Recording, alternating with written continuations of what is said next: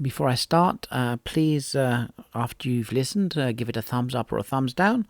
I do this for my own amusement, but it's always nice to get feedback. And now on with the review. This is a review of A Monstrous Regiment of Women, the second novel published in the Mary Russell/Sherlock Holmes mystery series by Laurie R King.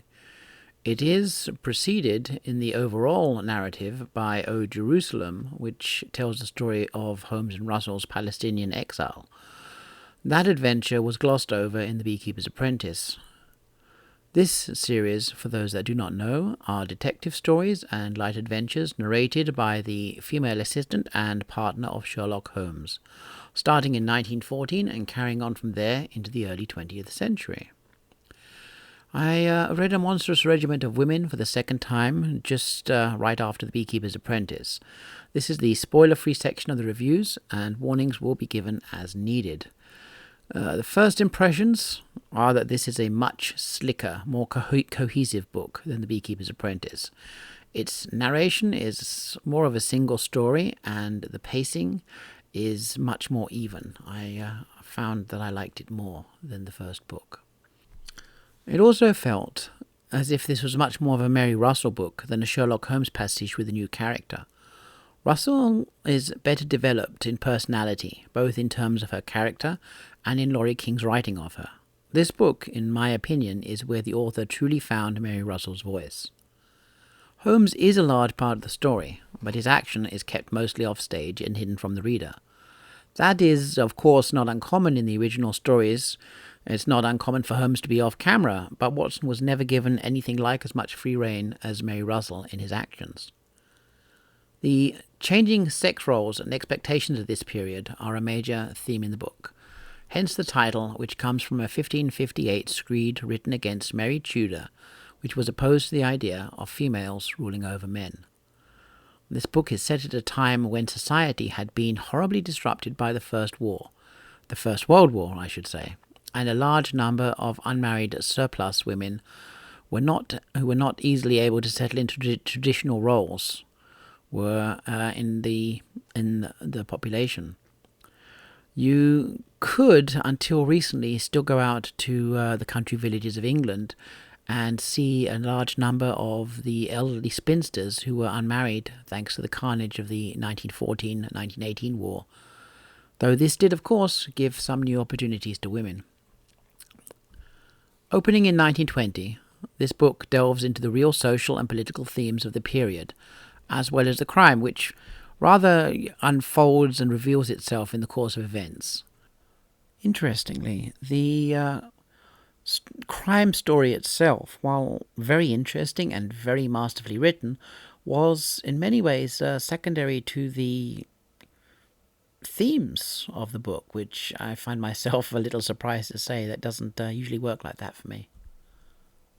The theme being, when boiled down, power and who possesses it. If I was going to say religion, but while a major character, Marjorie, is the leader of a religious organization, her aims are very worldly in orientation. They are the gaining of social and political power for women and, at some point, for herself. Freedom and power are, of course, tied together, since it is hard to be free to choose without possessing the power to do as one wishes. Political power, which is at its heart the power to compel others, is one of the goals of the temple, but almost every character in this book is under some form of compulsion. Russell's friend, Veronica, is bound by love to a man who is himself enslaved to drug addiction. The rich women that she meets at the temple are using their money to create a new role for themselves, in some part because of an outside event, the Great War, which robbed them of the potential married lives that they could have expected, as well as, I'm sure that many wished to, create themselves a new life before that, so it gave them an opportunity. The poor women who come to the temple for help are often without power and are thus dependent on others. Holmes is forced to grapple with desires that he finds hard to control, and even Marjorie, who rules the temple, is bound by forces and desires that she cannot herself control.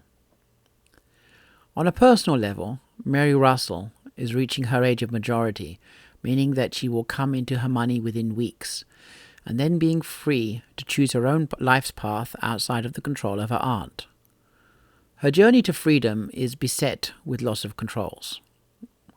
She loses control of her emotions at times, and as events progress, her physical freedom and even her spiritual and mental freedom are at risk through the actions of an outside force. This was an interesting period of time to read about. For most of my life, the 1920s just vanished into the mental haze of history. My grandmother once told my mother that she wore a miniskirt back then. Of course, my mum didn't believe her. It was a time of exploding freedom for some and of fear and uncertainty for others. And I'm sure we all know how that period, the tragedy of that period ended up. The disruption of the war allowed odd religious movements and political ideas to break out of their fringe niches and into the mainstream. We're even given a little hint of this when Conan Doyle comes into the narration regarding the infamous incident with the fairies. If you don't know about Conan Doyle and the fairies, Google it. I'm quite serious. Maybe I'll put a link in the description. Doyle was, as I said in another review, involved at this time with some really creepy types through his spiritism and had something of a blood feud going on with Harry Houdini. I really must do a review of The Secret Life of Houdini at some time. It's a very big book, though, and very hard to review. There was at that time an overlap with early feminism and what we might call left-wing politics and weird religious movements. You can actually see something parallel today in the rise of the Church of Satan as a counter movement to Trump's so-called conservatism. A good example of the period would be the politics and the openly Luciferian teachings of Alice Baylis, whose Lucis Trust still holds a position at the World Council of Churches at the United Nations. If you're, by the way, interested in the whole New Age movement, you really should look much further back than the 1950s and 60s, much further back, at least all the way to Blavatsky's Theosophy and the rise of Spiritism, which, was very popular after the disruption of the First World War with so many grieving families. Annie Besant is another example of the mix of politics and New Age religion. If I remember, I'll throw some links in the description. But anyway, I digress. So, at the end of this actually spoiler-free review, I'll give it scores out of 5. Ease of reading was 4. It's pretty easy for anyone to follow with a normal attention span. Engagement value is 4. It held my interest well, and it made me care how it turned out.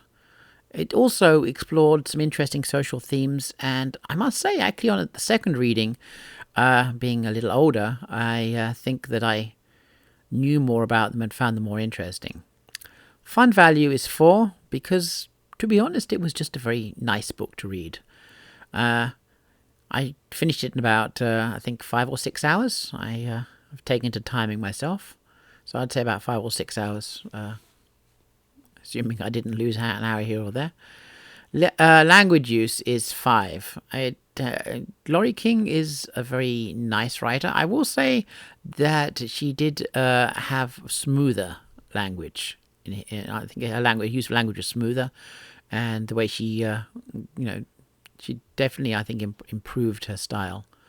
Reread value is 2.5 to 3. Mysteries, as I've said before, don't really have a lot of reread value.